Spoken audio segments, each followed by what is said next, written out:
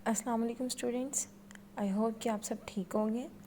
तो जैसे कि हमने लास्ट लेक्चर्स में अपने ब्रांचेस ऑफ फ़िज़िक्स के बारे में पढ़ा, तो आज हम अपनी लास्ट 3 ब्रांचेस के बारे में पढ़ेंगे। तो अपनी बुक का पेज नंबर 3 ओपन करें। तो स्टूडेंट्स, ये रहा बुक पेज नंबर 3। हमने लास्ट टाइम जो ब्रांचेस पढ़ी थी उनमें आपके पास light, electricity and magnetism and atomic physics के बारे में पढ़ा था हमने, ठीक है। आज हम पढ़ेंगे न्यूक्लियर फ़िज़िक्स के बारे में। ओके स्टूडेंट्स, तो जैसे कि हमने एटॉमिक फ़िज़िक्स के बारे में पढ़ा, तो मैंने उधर आपसे क्या कहा कि एटॉमिक फ़िज़िक्स में हम एटम्स के बारे में पढ़ते हैं, ठीक है। तो न्यूक्लियर फ़िज़िक्स में हम पढ़ते हैं न्यूक्लिया के बारे में, ठीक है। अब न्यूक्लिया हमारे पास क्या होता है स्टूडेंट्स, आपने एक चीज़ याद रखनी है, आपके पास एटम्स होते हैं, ठीक है। ये सपोज़ करें आपके पास क्या है, एक एटम है, ठीक है। अब जो आपके पास एटम होता है ना, उसमें 3 चीज़ें होती हैं। एक होता है आपके पास इलेक्ट्रॉन, जिसको हम इस तरह से डिनोट करते हैं, एक होता है प्रोटॉन और एक होता है न्यूट्रॉन। ओके स्टूडेंट्स, जो इलेक्ट्रॉन होता है ना, वो एटम का ये जो शेल है ना, इसके अंदर रिवॉल्व करता है, ठीक है, यहाँ पे। ओके, लेकिन जो एटम का सेंटर होता है, जैसे इस एटम का ये सेंटर है, इसको हम कहते हैं न्यूक्लियस, ठीक है।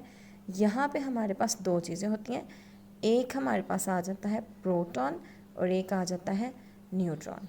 Is it clear?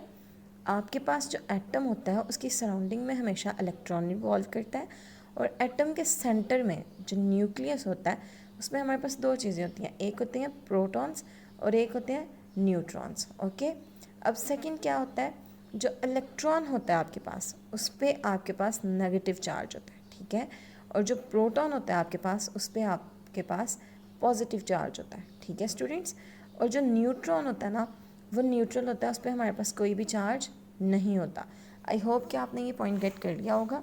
अब न्यूक्लियर फिजिक्स क्या है, it deals with the properties and behaviour of nuclei and the particles with in the nuclei, कि न्यूक्लियाई की जो प्रॉपर्टीज़ होती हैं और बिहेवियर होता है। अब प्रॉपर्टीज़ और बिहेवियर में क्या आता है कि इलेक्ट्रॉन पे कौन सा चार्ज होता है, प्रोटॉन पे कौन सा होता है और न्यूट्रॉन पे कौन सा होता है।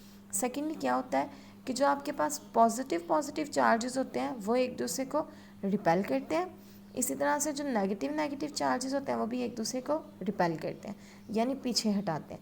लेकिन जो पॉजिटिव नेगेटिव चार्जेस होते हैं वो हमेशा एक दूसरे को अट्रैक्ट करते हैं, ये आपने पहले भी पढ़ा होगा, ठीक है।